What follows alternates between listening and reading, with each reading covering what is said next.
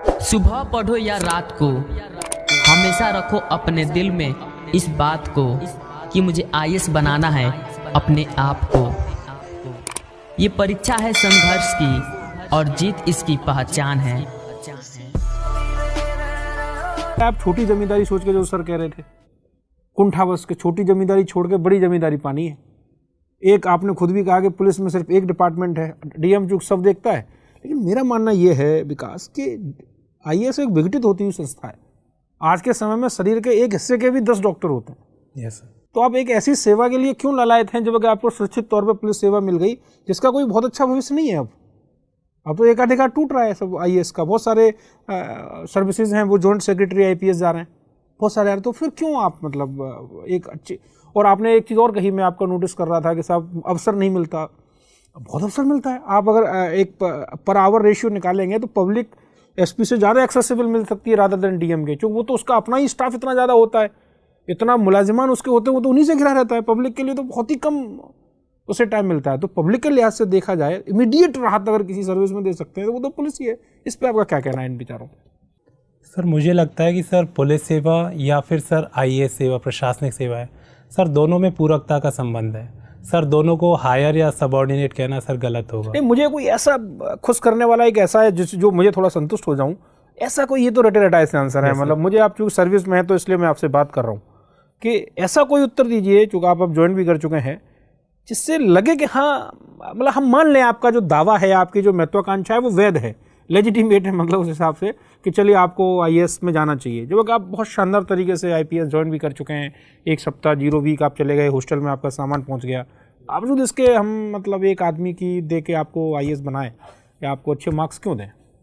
Sir मैं जैसे ही sir परीक्षा की शुरुआत की थी सर, इस प्रिपरेशन की सर, मेरा जुड़ाव आईएएस से ही रहा सर। उस संबंध में यदि सर मैंने पूरे दरमियान सर अपने गुणों को इसी हिसाब से विकसित किया कि मैं एक क्रिएटिव पर्सन हो सकूं सर, और समाज के विभिन्न एस्पेक्टों को समझ सकूं। आईपीएस में क्रिएटिव नहीं हो सकते सर? क्रिएटिविटी तो सर होती है, लेकिन सर फिजिकल स्ट्रेंथ के लेवल पे सर मैं काफ़ी, मुझे लगता है कि मैं थोड़ा पीछे हूँ सर। ओके। और सर जैसे कि समाज से जुड़ाव की बात होती है तो सर आईएएस डेवलपमेंटल एक्टिविटीज से जुड़ा हुआ होता है। तो सर मेरी सोच और मेरी जो लोगों से जुड़ाव है सर, वो पुलिस की जो एटीट्यूड है उससे करते हैं आप आईएएस के बजाय। Yes sir. ठीक है विकास, आपके सब्जेक्ट्स में देख रहा हूँ, ऐसा लग रहा है जैसे कि जब आप पैदा हुए थे तब से एक बच्चे को नहीं पाला जा रहा है, एक आईएएस के पौधे को संभाला जा रहा है। You were among the very good, क्या कितने, शायद 70, 80 या 90% मार्क्स आपके 10th में थे, 86 थे। फिर आप बीए प्रोग्राम करने, बीए पास करने गए, which is unusual kind of thing. वहाँ पे भी आपने पब्लिक एडमिनिस्ट्रेशन जैसा सब्जेक्ट लिया। Don't you miss your childhood? Sir मुझे अपने जीवन में सर काफ़ी चीज़ें सीखने को मिली है। वो तो सब सही है, अच्छी अच्छी बातें मत बताओ। इस कारण आपको जो कीमत अदा करनी पड़ी है, आपने अपना बचपन खो नहीं दिया।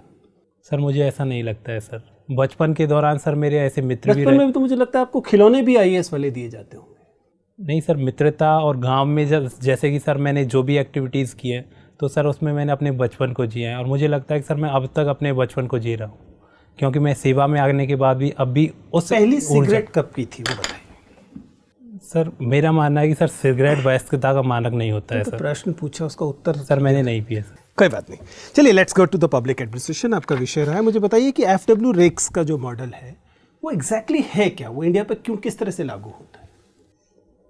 Pardon sir? प्रिज्मेटिक साला मॉडल आपने पढ़ा? पब्लिक एडमिनिस्ट्रेशन आपका विषय था ना ग्रेजुएशन में? कुछ याद है? सॉरी, जो एरिया याद है बताइए पब्लिक एडमिनिस्ट्रेशन से। सर पब्लिक एडमिनिस्ट्रेशन सर लगभग सभी पहलू याद है सर, मैं अभी इसको रिकॉल नहीं कर पा रहा। चेस्टर बर्नार्ड के का क्या सिद्धांत है, प्रशासनिक सिद्धांत? सर चेस्टर बर्नार्ड ने सर सामाजिक संबंधों की प्राथमिकता पे बल दिया है।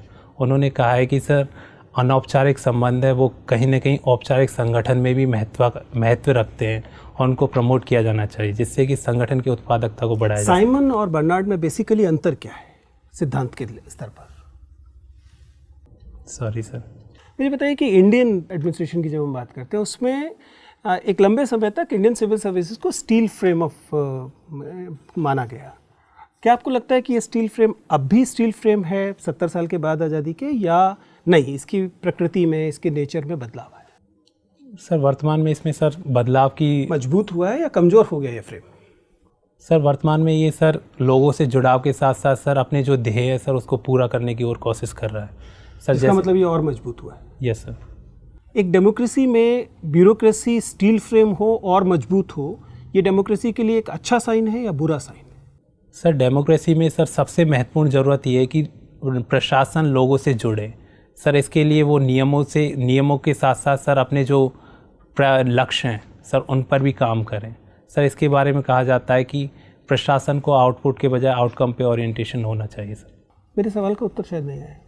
मैं जानना चाह रहा हूँ कि एक लोकतंत्र में नौकरशाही मजबूत हो, ये लोकतंत्र के लिए सकारात्मक संदेश है या नकारात्मक संदेश? सर नौकरशाही सर एक आवश्यक बुराई के रूप में लोकतंत्र को देखने को मिलती है, क्योंकि सर ये एक ऐसा सेटअप निर्माण करती है जो कि लोकतंत्र के जो ध्येय हैं उनको जनता तक डिलीवर करती है। लेकिन सर यदि नौकरशाही अपने आप में एक ऐसे संगठन के रूप में आए जो कि इस ध्येय को पूरा करने के बजाय खुद के हितों को पूरा करती है, तो सर ये अपने आप में लोकतंत्र के विरुद्ध चला जाएगा। इसके बजाय सर यदि वह जनता से जुड़कर जो लोकतांत्रिक लक्ष्य है, सामाजिक सरकारी कार्यक्रम है, गुड गवर्नेंस है सर, उसको पूरा करने में सहायता करती है, तो सर ये अपने आप में सर पॉजिटिव होगा सर। डायरी लिखते हैं आप? Yes sir. ब्लॉग किसे कहते हैं? डायरी से बहुत निकट की विधा मानी जाती है, ब्लॉग क्या है ये? सर ब्लॉग में सर किसी भी एक पर्टिकुलर विषय पर सर विचार अभिव्यक्त किए जाते हैं। इसमें सर प्राय डिजिटल मीडियम का उपयोग किया जाता है सर। आपका अपना ब्लॉग है? नहीं सर। सिविल सर्विस के सिलेबस में नहीं था? सर शायद सर ये हो सकता है, लेकिन सर मुझे व्यक्तिगत रुचि का विषय नहीं था सर। सर विकास जी, आपने 2 नंबर पे आईपीएस भी प्रेफरेंस में इंडिकेट किया है। आप ऑलरेडी एक सर्विस में हैं। यस। तो क्यों आपने अभी बताया कि आप शारीरिक रूप से उतने सक्षम नहीं है, अक्षम हैं, आपके लिए प्रेफरेंस नंबर 1 आईएएस है, फिर आपने 2 नंबर पे आईपीएस क्यों इंडिकेट किया है? सर पिछले बार सर जब मुझे आईपीएस की सेवा सर चयनित हुई थी, तो सर उस समय मेरा पर्सनल परसेप्शन ये था कि मैं नॉन स्टेट कैडर में काम करने के लिए मेरे मन में संशय था सर। लेकिन सर वर्तमान में जैसे कि सर मैंने एकेडमी में ज्वाइन किया, अपने सीनियर से मिला, तो सर मुझे अपने व्यक्तिगत जो सुधार का अवसर था सर उस समय मिला। और सर वर्तमान में मैं आईपीएस में दोबारा जाना पसंद नहीं करूँगा। अपने कैडर इम्प्रूवमेंट के लिए दोबारा आईपीएस में चयन करना पसंद नहीं करूँगा सर। ये उस समय की सोच का है सर। तो होम कैडर में जाने का तो इसमें आइडिया नहीं कन्वे कर रहे हैं ना आप? सर वर्तमान में सर मुझे ऐसा नहीं लगता कि मैं होम कैडर में अपनी सीनियरिटी को लॉस करके होम कैडर में जाना पसंद करूँगा। ठीक है, आप मुझे बताइए कि प्रोसीजर एस्टैब्लिश्ड बाय लॉ और ड्यू प्रोसेस ऑफ लॉ, दोनों में क्या अंतर है? Sorry sir. आप रिजर्वेशन का बेनिफिट ले रहे हैं। Yes sir. आप रिजर्वेशन मिला आपको, और आपने इंडिकेट भी किया हुआ है यहाँ पे, आपको आईपीएस मिला, रिजर्वेशन पे ही मिला आपको। Yes sir. अब आप फिर चाह रहे हैं कि रिजर्वेशन का पुनः आपको लाभ मिले और आईएएस मिल जाए। आपको नहीं लगता कि ये इनजस्टिस है? वर्तमान कॉन्टेक्स्ट में ये इनजस्टिस है।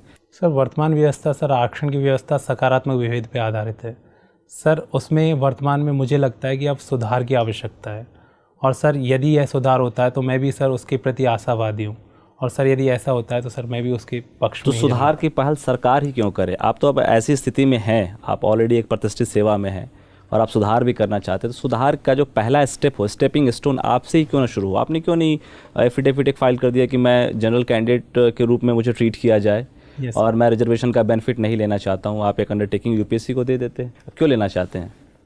सर किसी भी एक सेवा में चयन के बाद में सर परिस्थितियों में इतना तीव्रता से बदलाव नहीं होता है कि एक सेवा में आने के बाद में हमें पूरी ऐसी सुविधाएं मिल जाए कि हम जो प्राचीन इतिहास में सर जो भी पिछड़ापन है सर उसको झेल रहे हैं, उसका सर उसके संबंध में प्रॉब्लम्स हैं वो अपने आप में निदान हो जाए। आप तो एक सेवा में आ गए, आपका जितना भी इनजस्टिस था, यस सर, जो इनजस्टिस सो कॉल्ड इनजस्टिस था या फिर डिसेबिलिटी ज्योग्राफिकल लोकेशन के कारण, वो सब तो दूर हो गया। आप ऑलरेडी ग्रुप ए सर्विस में आ गए, ऑल इंडिया सर्विस में आप आ गए।